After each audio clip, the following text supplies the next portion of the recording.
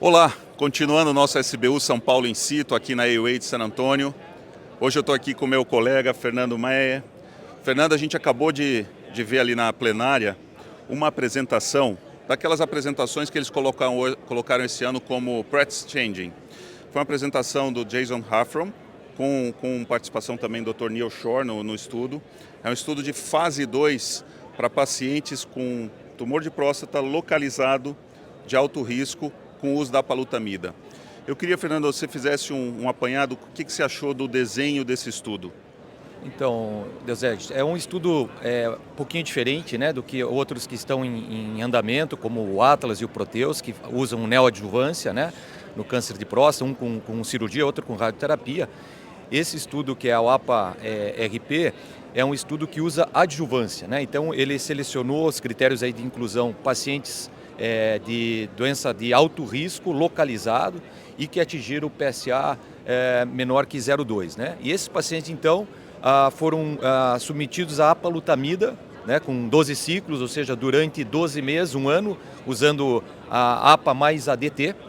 E ele tinha dois desfechos aí, né? O desfecho primário era a presença de recidiva bioquímica, né? E o outro desfecho secundário era a recuperação dos níveis de testosterona acima de 150 em 6 meses e um ano. Perfeito. E é interessante a gente ver que, diferentemente do Proteus, esse é um estudo que dava a chance do paciente, aqueles pacientes que sofreram um upgrade depois da cirurgia, tinham uma doença de baixo risco ou risco intermediário e que acabaram indo para alto risco, dele receber o tratamento, né? Os dois desfechos, como você falou, recorrência bioquímica em 2 anos e a recorrência bioquímica em 1 ano, mas também avaliando a testosterona. Qual foi o achado desse estudo, Fernando? Foi interessante, né?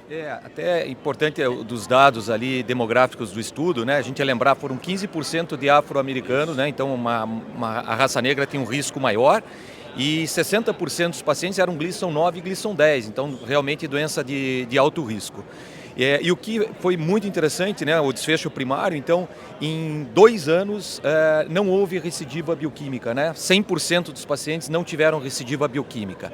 E 76% dos pacientes recuperaram o nível de testosterona acima de 150 no primeiro ano, né? Em torno de 35% em 6 meses, aí 76% recuperou em 1 ano. Então, dados bastante robustos aí que nos dão uma nova janela de tratamento, né? Sem dúvida, perfeito. E isso que a gente tem que pensar, que é importante para esse estudo, né? A grande vantagem que a gente teve do ponto de vista oncológico, então um Kaplan-Meier que assusta, você vê 100% ali sem recidiva bioquímica em 2 anos, diferente do que o grupo sem a apalutamida.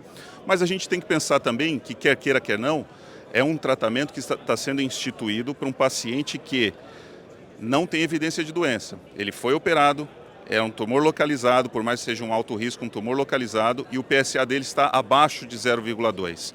Você vê, Fernando, na conversa com o nosso paciente no consultório, o que você levaria em consideração para dizer assim, esse paciente vai se beneficiar melhor?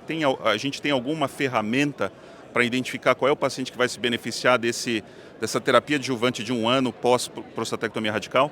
Esse acho que é um dado bem importante, porque assim, se a gente pensar que é um paciente que a gente vai operar, né, nós utilizamos de todas as questões ali para tentar manter esse paciente, né? Uma das questões é a questão da potência, da disfunção erétil. E nós vamos submeter esse paciente a um tratamento hormonal, que a gente sabe que além da questão sexual tem outras sequelas aí da terapia hormonal. Então é importante talvez a gente tentar definir alguns critérios que pudessem dizer qual é o paciente que vai se beneficiar realmente desse tratamento adjuvante, né? E aí, como a gente estava conversando, talvez nível de PSA, aqueles pacientes acima de PSA acima de 20, né?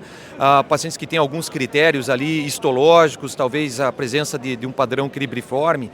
Mas o que a gente tem visto muito aqui nesse AUA é a questão da inteligência artificial, né, Deusete? Então, assim, talvez essas novas plataformas aí, essas ferramentas consigam nos ajudar a dizer pegar critérios, né, que sejam prognósticos e também preditivos, né, para poder falar, ó, esse paciente ele vai responder melhor ao tratamento hormonal. Como a gente viu, já tem algumas plataformas dessas ferramentas, que provavelmente vai ser o nosso futuro, né, de a gente colocar esses pacientes e falar assim, esse paciente vai se beneficiar, eu vou fazer o tratamento adjuvante, esse não, eu vou fazer só a cirurgia. Excelentes considerações, concordo com tudo, Fernando. Eu acho que foi muito bom, importante a gente ter visto essa sessão plenária e agradeço por você estar aqui conosco. É isso aí, a SBU in situ, levando informação real time para os nossos colegas no Brasil.